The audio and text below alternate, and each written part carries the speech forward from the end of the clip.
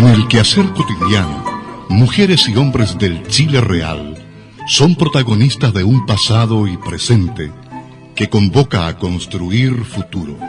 En nuestro siguiente programa, Marcos Castañeda conducirá una conversación franca y directa con personajes de la vida de Chile. Radio Nuevo Mundo, su red de emisoras y su sitio en internet presentan Testimonios, hechos que merecen ser conocidos, lo relevante de acontecimientos o actitudes en la vida real.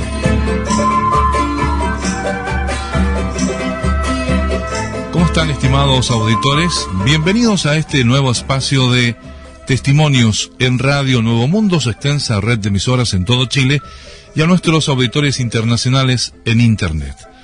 Hoy con otro gran invitado, un destacado político chileno, ex senador, ex secretario del Partido Comunista de Chile. Estamos en la casa de don Luis Corbalán. Don Luis, muchas gracias por recibirnos en su casa acá en la comuna de Ñuñoa. Bienvenido a Testimonios. Con mucho gusto lo recibo. Muchas gracias. Bueno, esta es dice la característica del programa, es una conversación franca y directa con distinguidos invitados de la vida nacional chilena. Don Luis, ¿dónde nace usted? En Puerto Montt.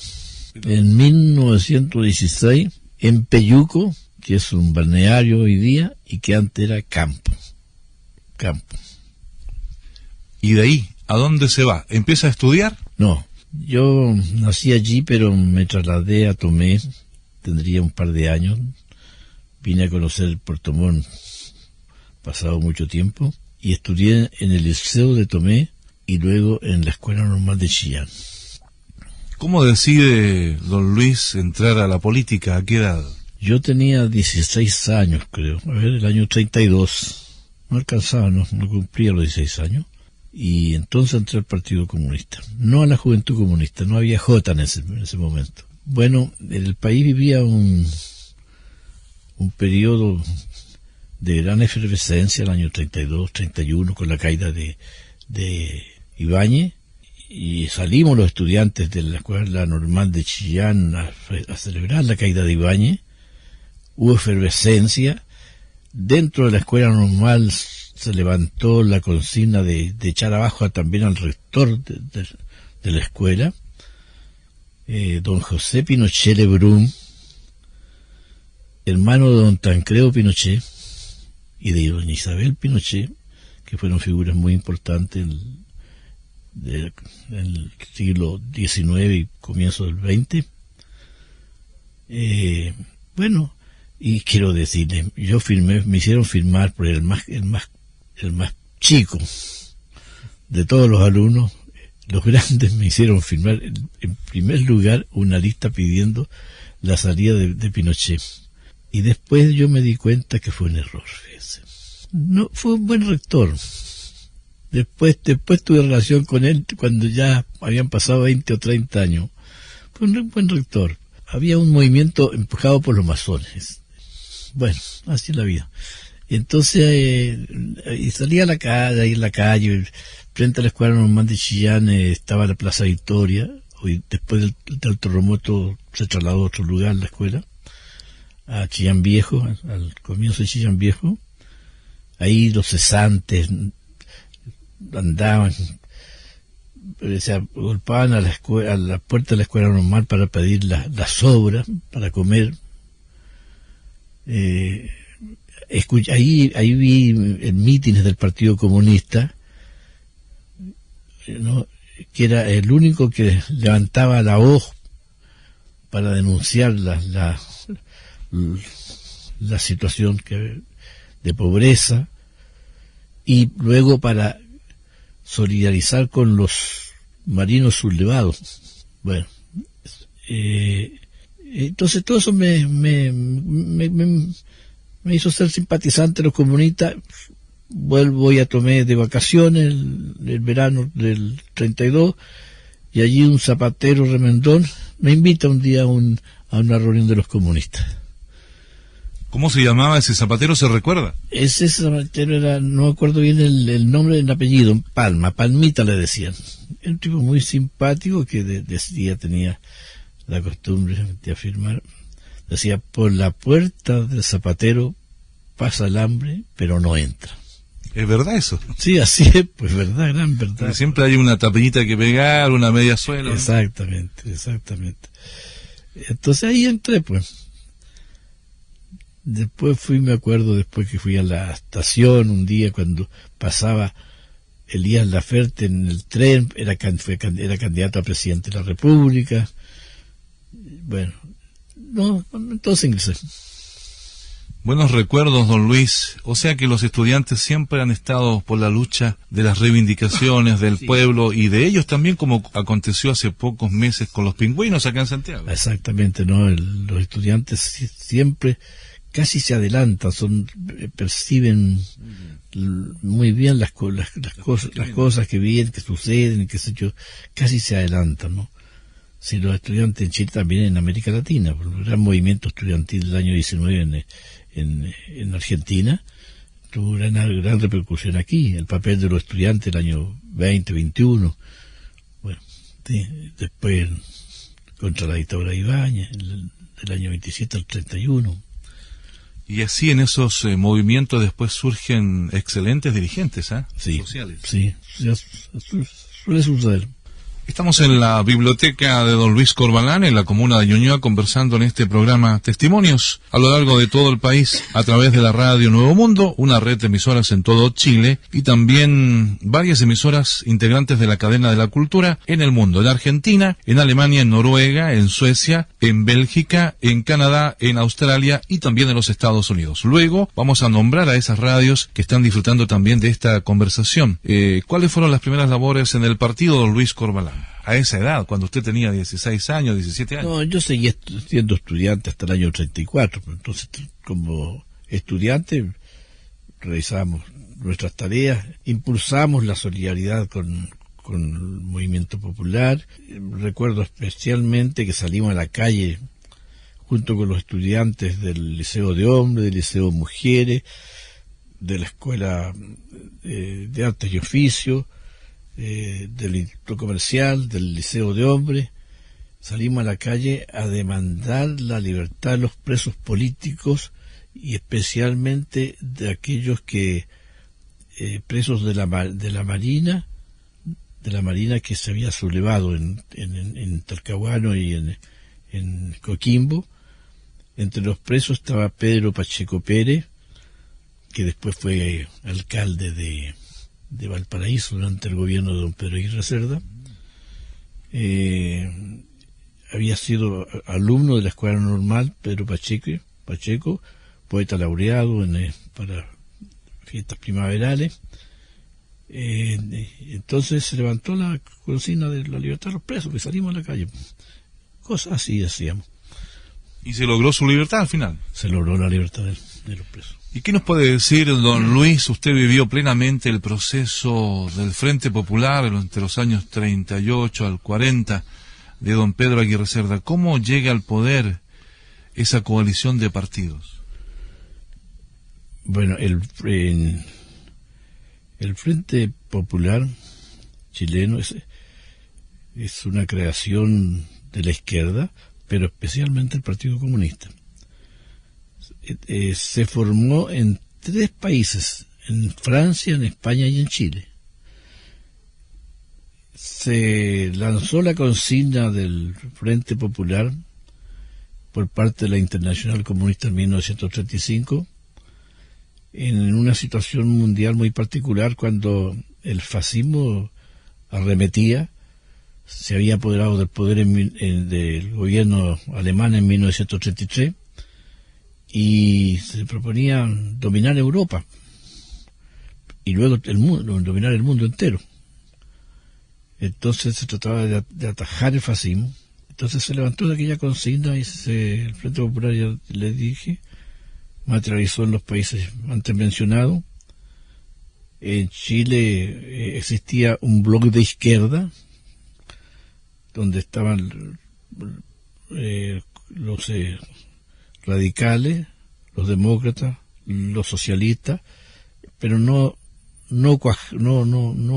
lograba penetrar suficientemente, era un aparato un tanto burocrático, y nosotros, ya dije, levantamos esta consigna, tomó fuerza, tuvo eco en una parte del Partido Radical, en la Asamblea Radical de la Primera Comuna, recuerdo, había un diputado socialista, Sotomayor, excelente hombre, que tomó esta consigna en sus manos, en el Partido Socialista también,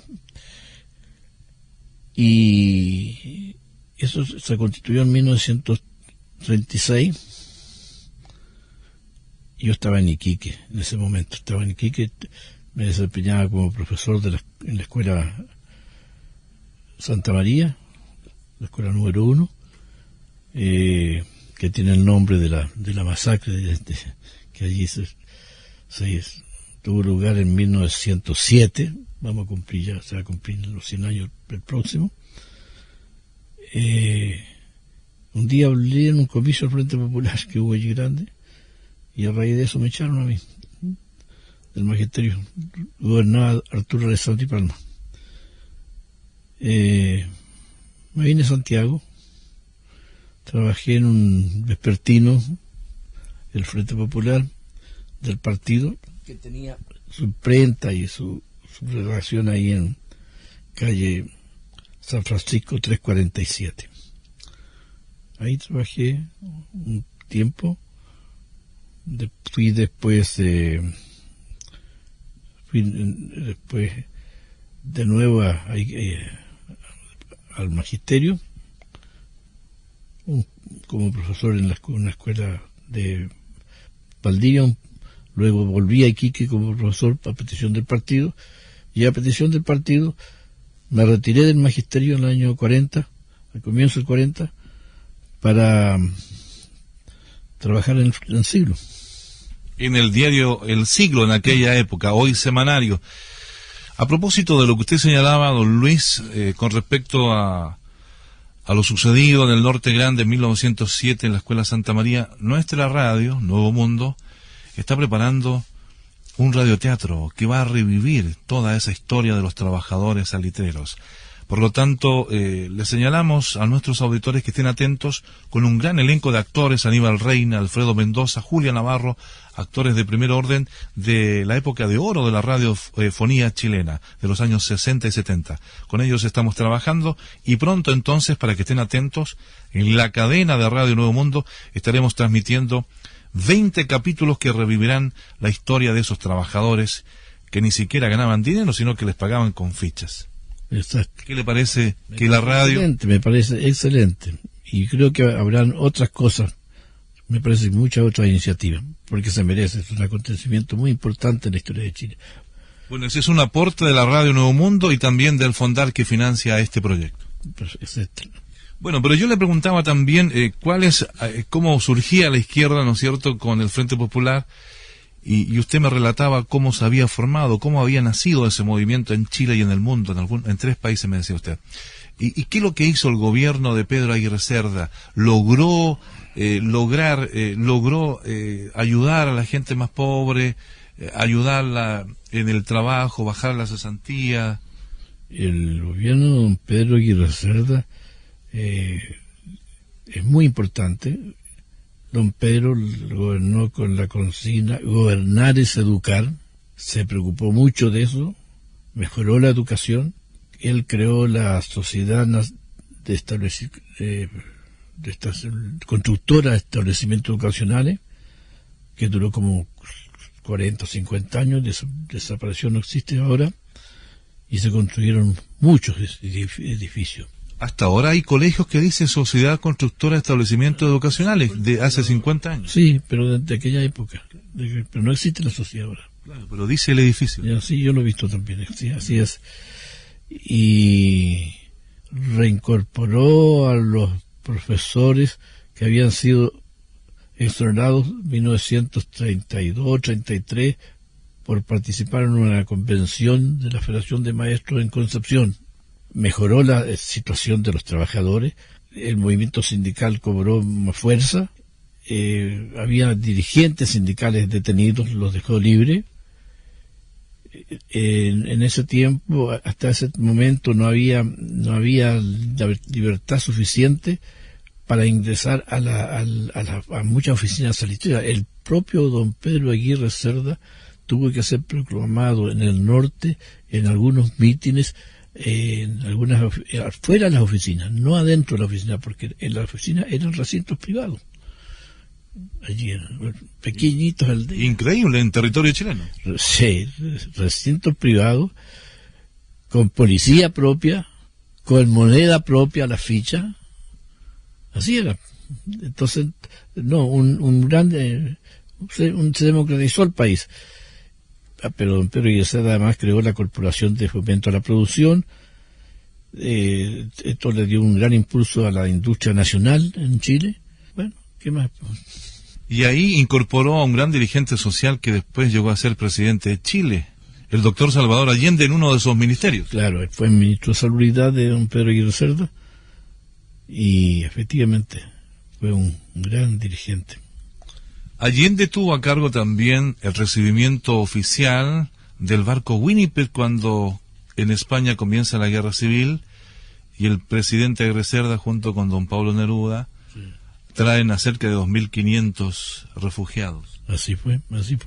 ¿Se recuerda ese acontecimiento, don Luis? Lo recuerdo perfectamente. Yo trabajaba en el Silo en ese momento, era el año 39 o 40, no, 40. Yo estuve en la estación Mapocho cuando llegaron allí. Allende, por cierto, lo recibió en Valparaíso, con Neruda. Un gran acontecimiento en la historia de Chile, histórico, que honra a este país. Efectivamente, es un acontecimiento que honra a Chile, hasta ahora. Sí, así es. Y así lo dicen y lo reconocen aquellos refugiados que aún viven en nuestro país. Exactamente. Estamos conversando con don Luis Corbalán en una conversación amena y directa con un personaje de la historia de Chile en Testimonios en Nuevo Mundo. Cada semana un personaje en esta frecuencia y en las frecuencias AM y FM en todo el país.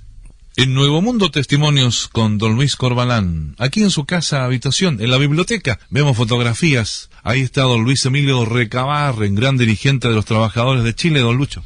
Sí, así fue, pues, gran dirigente de los trabajadores de Chile. ¿Lo conoció usted? No, él murió el año 24, yo tenía 8 años. Ya. No lo reconocí. Ahí vemos otra fotografía hermosísima, esa que está ahí en blanco y negro. Esa que está ahí. Ah, sí. En la Plaza Roja. ¿La Gladys? Sí, Gladys. Qué hermosa fotografía. Sí, bonita foto, sí. En la Plaza Roja de Moscú. Bueno, sigamos conversando. Poco antes de venirse a Chile, durante la dictadura. Poco antes de venirse a Chile. Estamos hablando del gobierno de don Pedro Aguirre Cerda.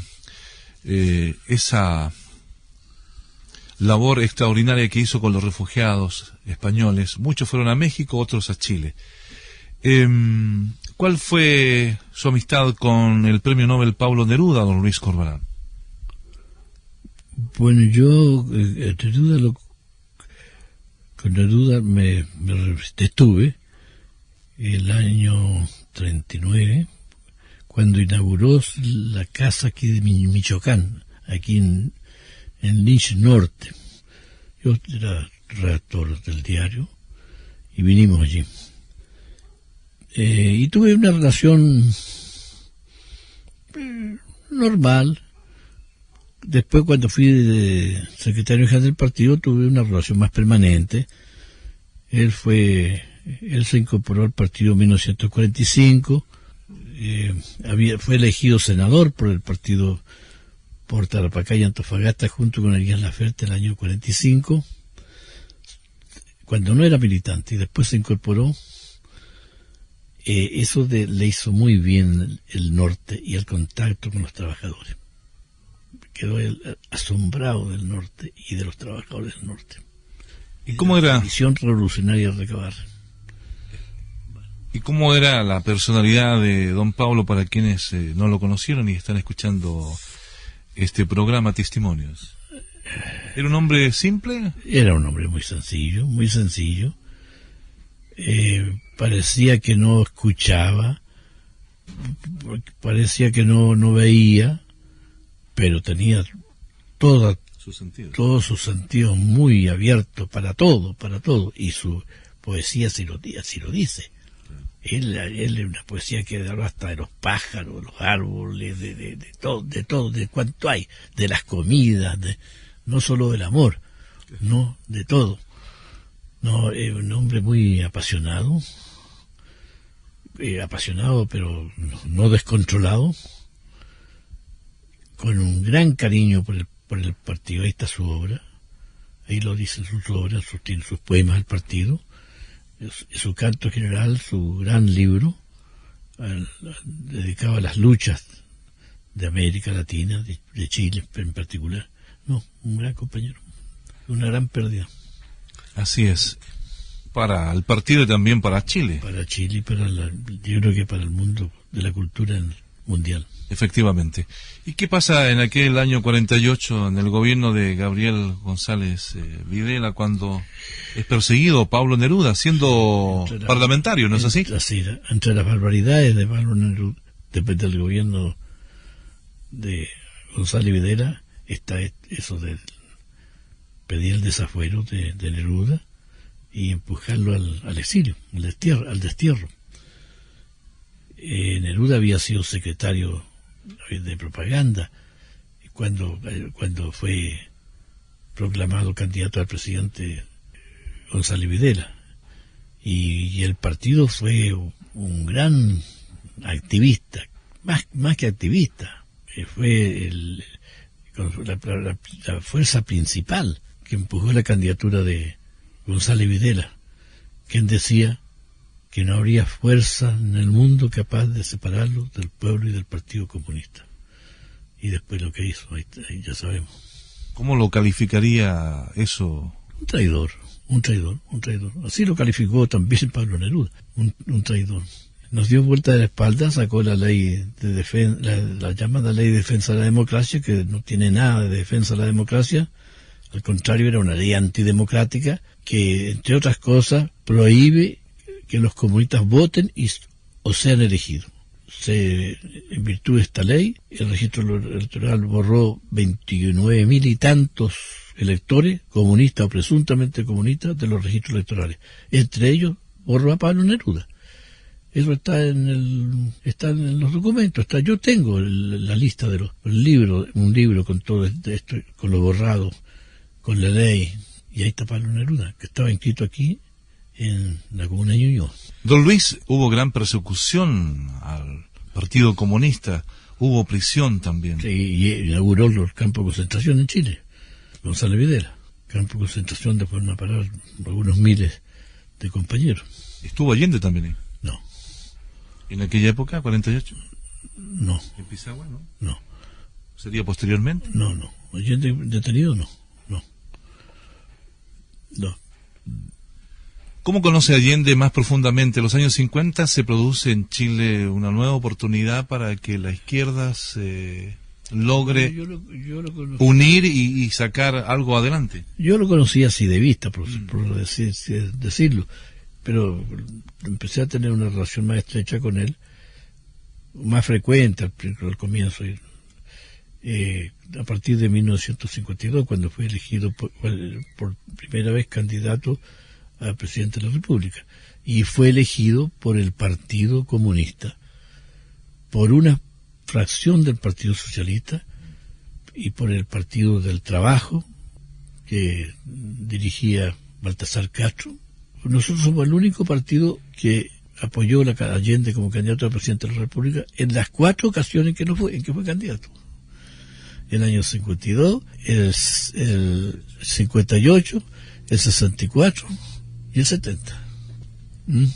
Y siempre tuvo el apoyo del Partido Comunista. Siempre tuvo el apoyo del Partido Comunista. Y hasta ahora todos los homenajes que se realizan en este momento son precisamente del Partido Comunista. Bueno, yo no diría que solo del Partido Comunista, pero nosotros fuimos los que consideramos a Allende, lo valoramos a Allende como un político, gran político, como un hombre consecuente, porque su gran virtud era el cariño hacia el pueblo, hacia la gente más pobre, hacia los niños y su lealtad, leal y consecuente.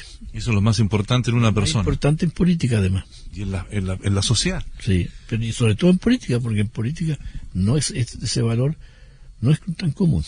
Don Lucho, ¿y qué porcentaje sacaron en aquella época, año 52 aproximadamente? El 5% sacamos. El 5% de la votación general. ¿Es un buen porcentaje? Mire, era pequeñito. Bueno, el cuerpo electoral era pequeño y la cantidad de votos fueron pequeña también, pero Allende, 3 o 4 días después de esa elección, habló en el Senado, porque era el senador, y dijo que esos 4.000 votos, 5.000 votos, no, esas 52.000 personas que votaron por él, eran 52.000 voluntades que tenían una gran visión hacia el futuro.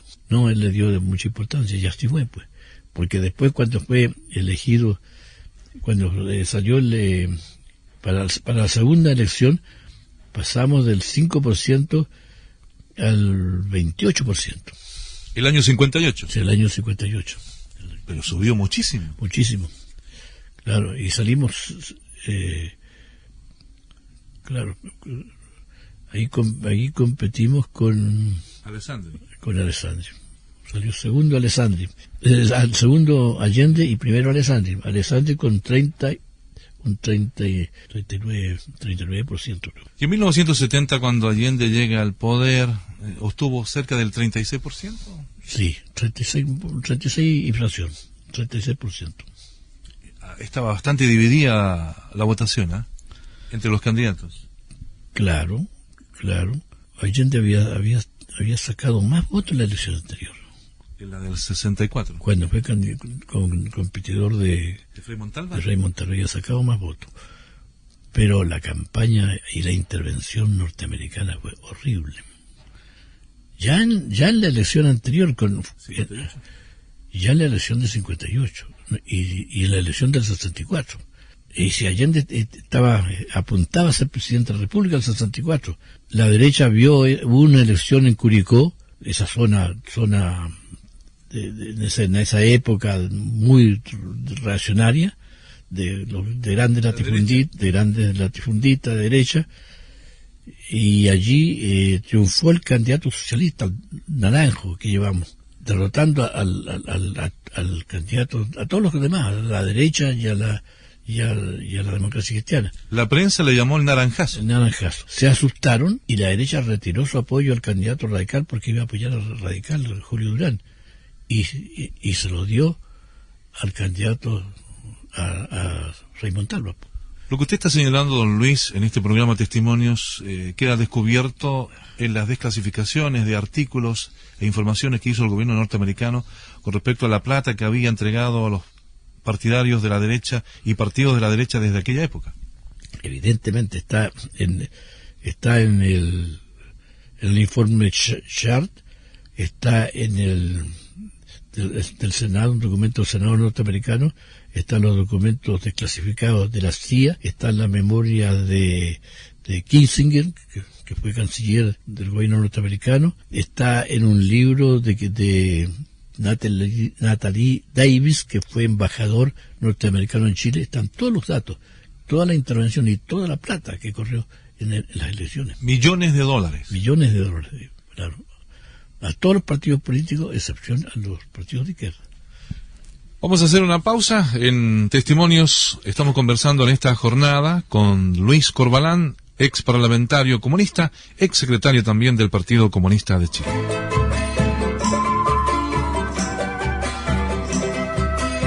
Están escuchando Testimonios, opiniones y comentarios en una conversación amena y franca. Este programa se transmite cada semana, en este horario. Sigamos con los personajes de hoy en Testimonios. Estamos de vuelta en Testimonios. Muchas gracias a todos ustedes por escuchar este programa cada fin de semana en Nuevo Mundo y su red de emisoras en todo Chile. 35 radios desde Iquique hasta Punta Arenas, radios asociadas en Calama, en Valparaíso, en San Fernando y las radios de la cadena de la cultura. Contacto y Metropolitana en Buenos Aires, un saludo para ustedes, un abrazo. También Radio Arcoíris en Noruega, en Bergen, Radio Bahía, Amanda y Mundo Latino en Estocolmo, Suecia. También un abrazo para nuestros colegas de la Radio de los Trabajadores en los Estados Unidos, KPFK, en Los Ángeles, una radio con 110 kilos de potencia. Un saludo a los trabajadores norteamericanos. Y también en Canadá, en Radio Centreville. En todas esas partes le escuchan don Lucho. ¿Tiene amigos por allí? Bueno, naturalmente que tengo amigos, sí. Bueno, muchos chilenos que fueron exiliados o que tuvieron que tomar el camino del exilio por las persecuciones, porque lo habían echado de sus puestos de trabajo, se quedaron en el exilio porque no han podido regresar, no han tenido posibilidad de trabajo, bueno, etcétera. Ese fue un plan que fracasó de la Concertación cuando intentó reinsertar a los exiliados en Chile, ¿eh? No sé si fracasó, no, yo creo que simplemente así es la vida. Bueno, no es muy cruel, ¿eh? Sí. Porque se divide la familia con el exilio. Sí. Unos se quedan allá, los más chicos, y los más grandes quieren volver. Evidente, así es. Estamos analizando el periodo del presidente Salvador Allende. ¿Cuál fue la obra más importante de Allende en su periodo, Luis? Bueno, mire, difícil contestar. Como si tomamos como medida, como un hecho concreto, indiscutiblemente la nacionalización del cobre, el sueldo de Chile, la nacionalización del cobre, y no quiero hacer comentarios, ¿para qué? ¿Está a la escondida? Bueno, voy a hacerlo, está a la escondida. Se dice que la más grande mina del momento, más que Chuquicamata. Cubre el 8% de la producción mundial de cobre. Bueno, y de entonces no sé qué cantidad de millones de dólares anuales se lleva que debieran ingresar al erario nacional.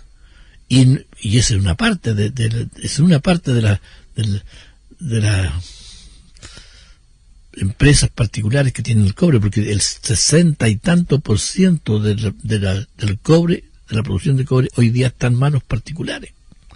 Una barbaridad. Y eso lo hizo la dictadura y no se cambia durante los gobiernos de la Concertación. Efectivamente, se mantiene. Bueno, entonces, sí, es por eso. Pero Allende hizo un gobierno honesto para el pueblo, incorporó al pueblo al gobierno. El gobierno de Allende fue el gobierno del pueblo, o el pueblo estaba en tránsito de tomar todo el gobierno. Nombró 4 ministros obreros, Pascual Barraza, José Ollarse, Carlos Cortés y Barraza, me olvidó el solo, 4 ministros obreros. Incorporó Mireya Baltra. Eso fue, pero fue en reemplazo de otro, fue en reemplazo de Ollarse o de sí. 4 ministros obreros, pero él se dedicó a mejorar la situación de los trabajadores, un aumento de los sueldos reales, aumentó los sueldos en el primer año. Segundo, tercer año es otra cosa como consecuencia de las campañas del sabotaje. Bueno, les digo, el año 71 o 72 se negó la derecha a aprobar el Parlamento, la derecha con votación democrática cristiana, a aprobar la ley de presupuesto, el proyecto de ley de presupuesto.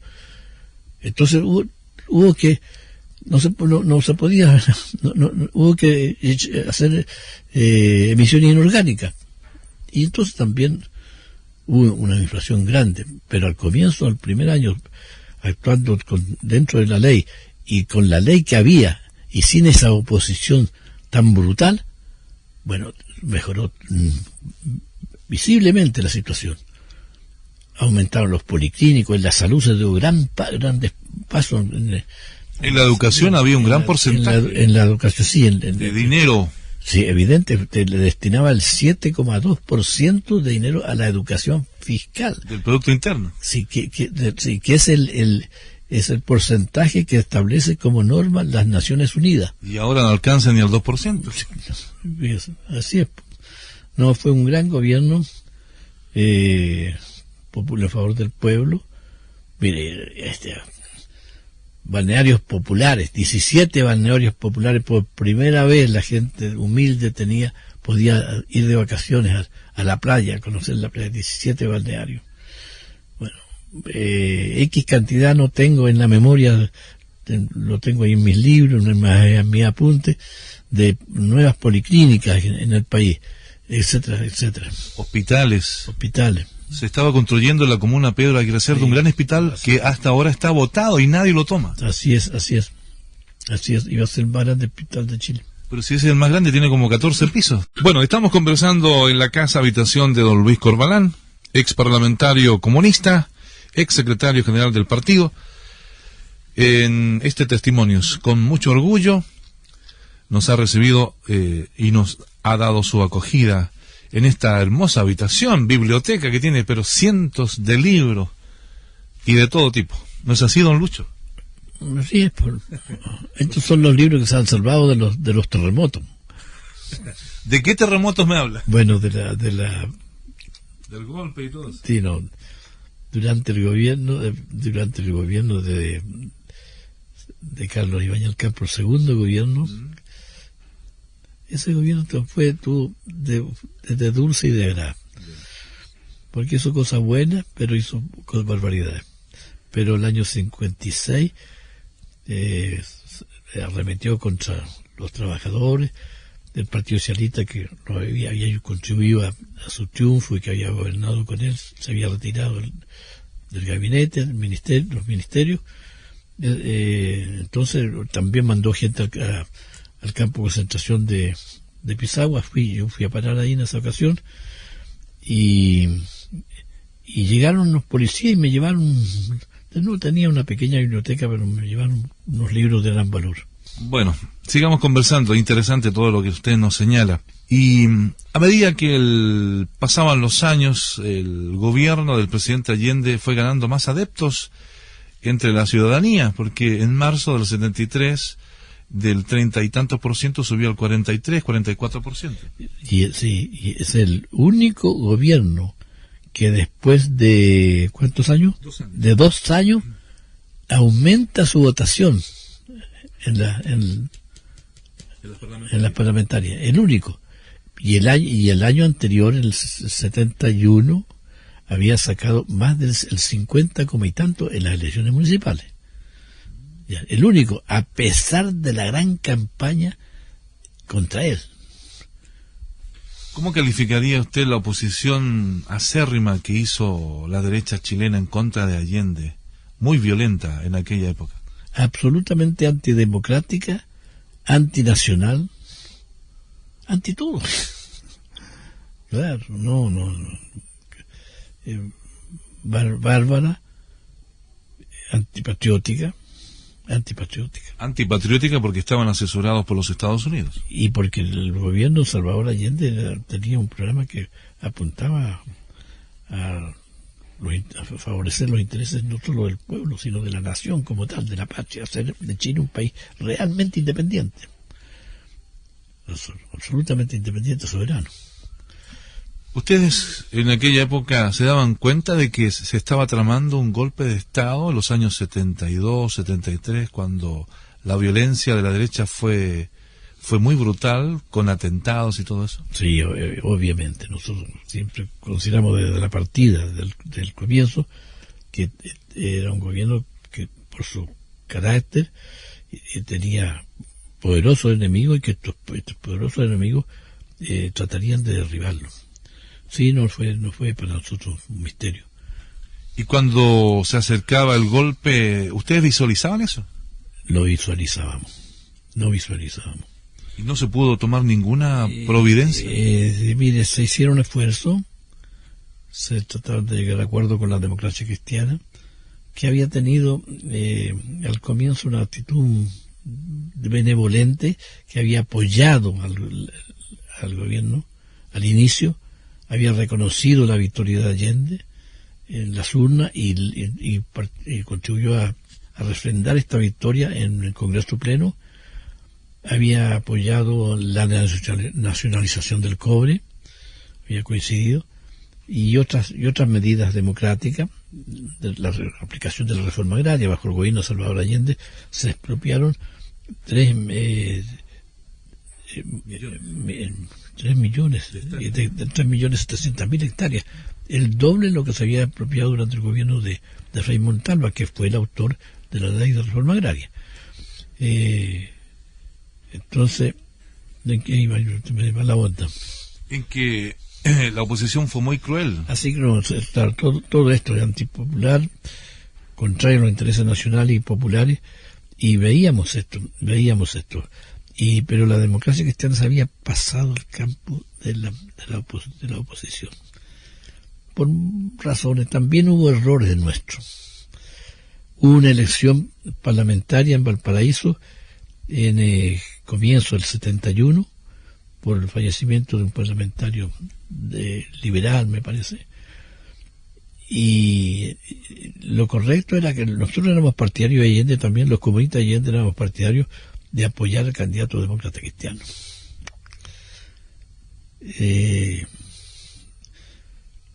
Porque tenía más votación para la democracia cristiana allí y había levantado su propia candidatura.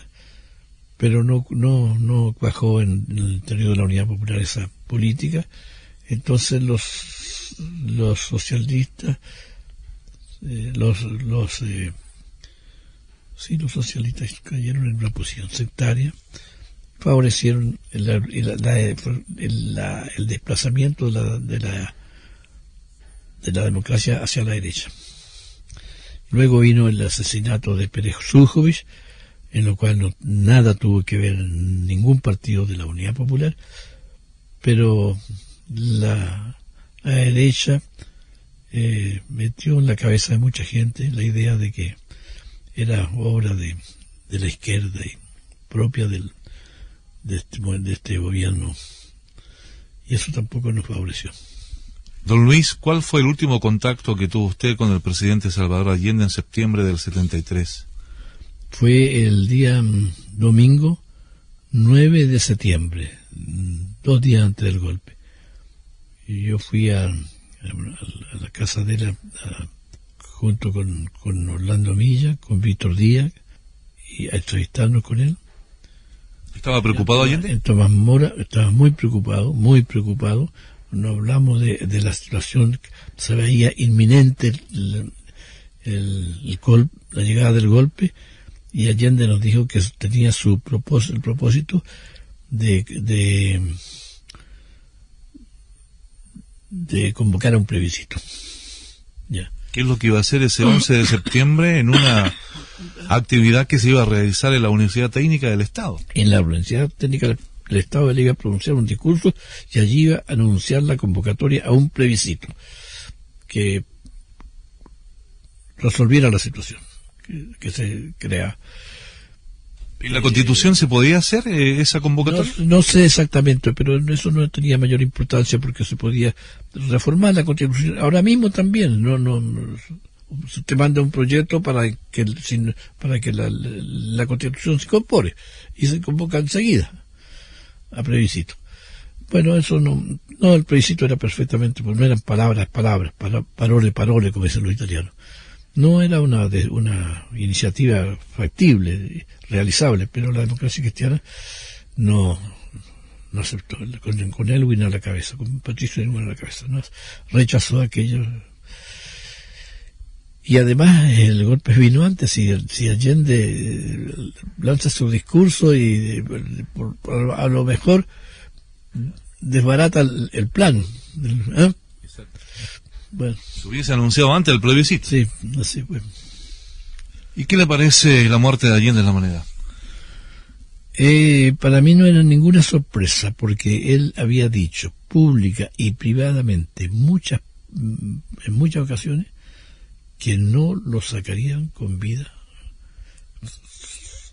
que lo sacarían, que se defendería hasta el último ahí, que lo podían sacar a balazo.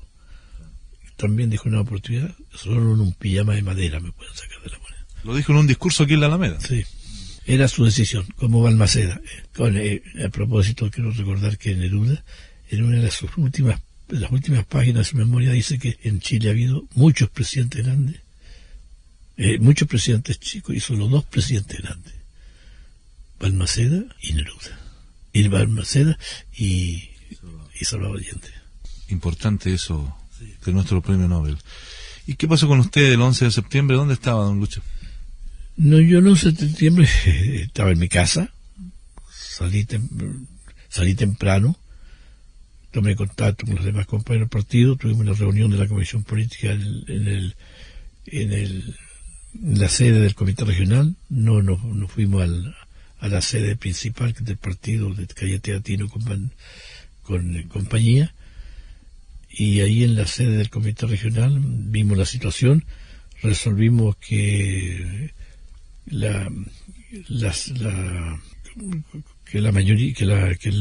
todos los miembros más conocidos se fondearan, como se dice en el lenguaje comunista, pasaran a la clandestinidad. Pasáramos a la clandestinidad absoluta, entre ellos el que habla, y designamos a una nueva directiva del partido, encabezada por Víctor Díaz, para que tomara su dirección en sus manos. Después me fui a un lugar donde debía yo hospedarme, porque teníamos el acuerdo de que todos los miembros del partido tuviéramos una casa de seguridad. Llegué allá, me bajé del auto, entré, me abrieron, se fueron el auto, me dice la compañera de dueña de casa que es imposible que yo quede allí, porque le habían llegado, y era cierto, en la noche anterior, en la tarde anterior, desde Talca, sus familiares, 3 o 4 miembros que estaban hospedados. Y ahí tuve que trasladarme a otro lugar, no convenido, y qué sé yo, como a las 2 y tanto de la tarde, cuando ya estaba el toque de queda, a pie. Alguien me pudo ver que salí de la casa o que entré a la otra 17 días después, me parece. Sí, 16 o 17 días después de llegar allí, me fueron a detener una patrulla del regimiento de infantería que estaba ahí en Ñuñoa estaba, pero... ¿Y eso a cuántos días del golpe, don Lucho? A unos... el 27 me detuvieron. ¿Y dónde lo llevaron? Me llevaron al regimiento, al regimiento de infantería. Estuve ahí unas horas y después a la escuela militar. ¿Cómo fue tratado ahí la escuela militar? Bueno, allí me encerraron en un guat, con eso lo digo todo. Ahí tenía que dormir, me pusieron una payasa, una frazada para que durmiera. Tenía que dormir con ropa yo. Helada, el invierno era un invierno muy helado, un septiembre muy helado, muy frío, con la puerta abierta, con 2 guardias armados al lado afuera, que a cada rato le movían el cargador para meter bulla, por instrucciones. Y allí tuve unos 50 días, creo, no recibí jamás, no pude recibir jamás mi familia. Me mandaban ropa, cada cierto tipo me entregaron ropa que me mandaban, pero nunca hablé con nadie, con absolutamente nadie. Ni me permitían la entrada de diarios, ni nada. Estaba incomunicado. Pero absolutamente. ¿Cuándo lo trasladan de ahí, don Luis? Me trasladan en noviembre, me parece, sí, noviembre, me trasladan a Isla Tausa. En un avión de transporte de la FACH, con las manos vendadas íbamos varios. Iba Anselmo Zule, iba Luis Felipe Letelier y yo. Ahí estaban los personeros más importantes de la Unidad Popular, José Toá también. En Dawson, sí, José Toá también, que sufrió mucho Toá, no podía entender cómo el ejército se metía en esto, cómo Pinochet lo había hecho. Había recibido varias veces en su casa a Pinochet.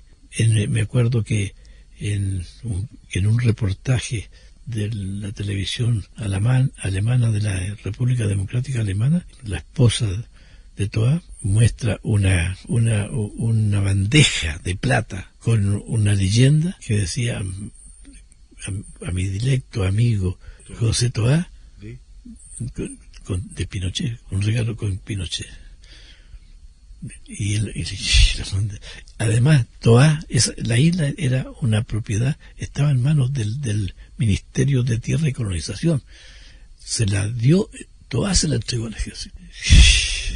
Qué increíble. Increíble todo lo que nos cuenta. Por eso que es importante esta conversación, don Luis. ¿Cuánto tiempo estuvieron en la isla Dawson? Tuvimos la primavera del 73 y el verano 74. Nos trajeron no sé si abril o mayo del 74, aquí a Santiago, a diferentes lugares. A mí yo fui a parar, algunos fueron a parar allá al regimiento Tacna, arriba de aquí, arriba del camino hacia Puente Alto, más arriba del Puente Alto, había unos lugares por ahí. Yeah. Y a mí me tocó la Escuela de Infantería de San Bernardo. Ahí estuve con José Cadematri, con Fernando Flores, con Arellano, un socialista que había sido director de un puesto elevado que había tenido el Ministerio de Hacienda. ¿Y hasta cuándo permanece detenido usted? ¿Hasta qué año? Yo hasta diciembre del año 76. Tuve 3 años y 2 meses preso en diferentes campos. ¿Y después? Porque de Ritoque. ¿De San Bernardo? Sí, de San Bernardo, claro. Bueno, a mí me mandaron a Ritoque y a los demás también. Sí, hasta ¿Y cómo sale del país? ¿Usted fue canjeado por otra persona? Fui canjeado por un disidente, no sé, soviético, de apellido Bukowski, en una operación de la cual yo no tuve conocimiento sino hasta el final. Me preguntaron a mí, llegó al partido la iniciativa, mandaron una consulta, yo le dije yo no me podía pronunciar, que yo tenía mucho deseo de estar libre, pero que no podía pronunciarme porque que no tenía todos los elementos, que no disponíamos de todos los elementos de juicio. Bueno, se aprobó eso en una iniciativa rusa, soviética, convenida a través de los Estados Unidos, y allí me fui a Moscú, estuve allí hasta... ¿Dónde se produjo el canje, don Luis? Se produjo en Ginebra. ¿En Suiza? En Suiza. Yo llegué allí con mi compañera. En el avión nos custodiaban 2 policías, así que íbamos presos. Nos entregaron allá a la delegación que nos esperaba de los soviéticos, que habían traído a Bukowski. Yo no lo vi, eso por otro lado. Y bueno, los intercambiaron. Los intercambiaron. ¿Y dónde fue su exilio posteriormente? No, yo estuve allí en la Unión Soviética solamente. Viajé mucho empujando la solidaridad con Chile. Hasta Vietnam, México, Venezuela, todos los países de Europa, con la excepción de Holanda y de Luxemburgo y de Albania, esos países. Claro. ¿Qué opinión tiene del trabajo que se hizo desde Moscú a través de Radio Moscú precisamente con el programa Escucha Chile? No, fue una actividad de propaganda o de contrapropaganda también fantástica. Ahí tuvo un gran papel mi amigo José Miguel Vara, que hace 2 días ha recibido el Premio Nacional de Literatura, gran locutor. Eso duró ¿cuántos años? 17 años. 17 años, entregado a esa causa. Trabajaron varios chilenos allí, y en conjunto con un grupo también de gente soviética, de rusos, excelentes personas. Ahí estaba Katia Olekskaya. Exactamente, gran locutora muy querida en Chile en aquella época. Exactamente, locutora muy querida. Sí. Ucraniana. Sí. ¿Ustedes escuchaban Radio Moscú en las cárceles, en las prisiones de Pinochet? la escuchamos. Teníamos en Dawson una radio de contrabando, porque no nos permitía radio. Estamos conversando con don Luis Corbalán en los últimos minutos sobre el trabajo de la Radio Moscú en aquella época de Katia Oliekskaya. ¿Ustedes escuchaban la Radio Moscú en los campos de concentración? Bueno, en Dawson no podíamos escuchar, derecho a escuchar radio en absoluto. Teníamos, sin embargo, una radio pequeñita, que alguien la había logrado meter, y Fernando Flores, sobre todo, y se iba al cañón de la estufa, y ahí agarraba más calor. Jerry Toque, yo tuve la posibilidad de un televisor chico, con radio, fíjese. ¿Y ahí podían escuchar la Radio Moscú? Ahí podíamos escuchar Radio Moscú. Eso no sabían los policías. Teníamos derecho al televisor, pero a Radio Moscú no. Y ahí escuchábamos la radio. A José Miguel Vares y todo ese equipo de periodistas fantásticos. Fantástico. Don Lucho, nos quedan pocos minutos. Queremos agradecer su presencia en esta radio, que es una radio del pueblo, muy escuchada, muy arraigada en todo Chile ahora y en todo el mundo a través del sistema de Internet. Quisiéramos preguntarle finalmente cuál han sido las publicaciones que usted ha realizado, cuál ha sido su aporte a la literatura. Mire, yo he publicado varios libros. Bueno, yo nací para chicharra, ¿sí? Nací comunista y muero comunista. Entonces son libros de política, escribí el gobierno de Salvador Allende, mis memorias de lo vivido y lo peleado, y otros más.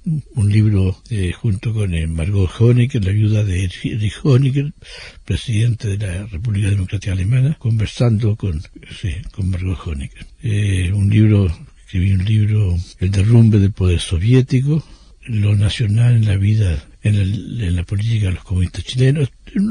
Tengo unos cuantos. Pero es un aporte a los chilenos, bueno, que... No tengo yo... Que no conocen mucho la historia. No soy yo la persona que debe juzgarlo. ¿Cómo ve a la izquierda chilena en estos momentos? Miren, es un momento interesante. Pareciera que tienden a reunificarse más fuerzas más amplias. Se constituyó el Podemos Más, político, el Frente Podemos Más. Fue un gran paso, pero hay ahora tendencia a avanzar en este camino. Yo espero que así sea. ¿Y lo que está sucediendo en Latinoamérica, estos cambios con estos presidentes progresistas? Creo que es un hecho nuevo, muy importante.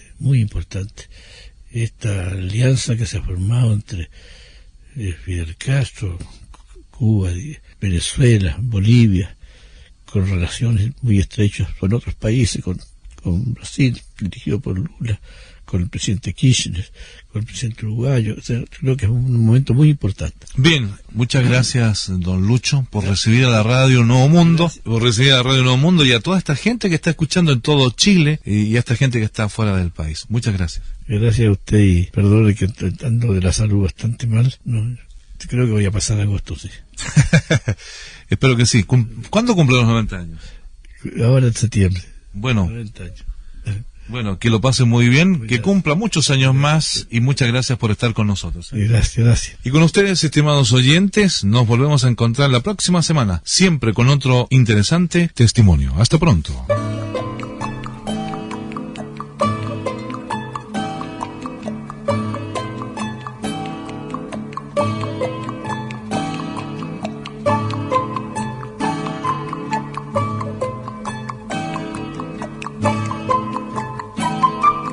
Aquí termina el encuentro de hoy.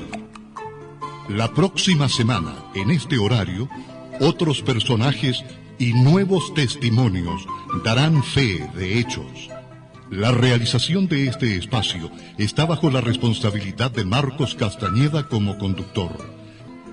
Radio Nuevo Mundo, su red de emisoras y su sitio en Internet agradecen su sintonía para Testimonios.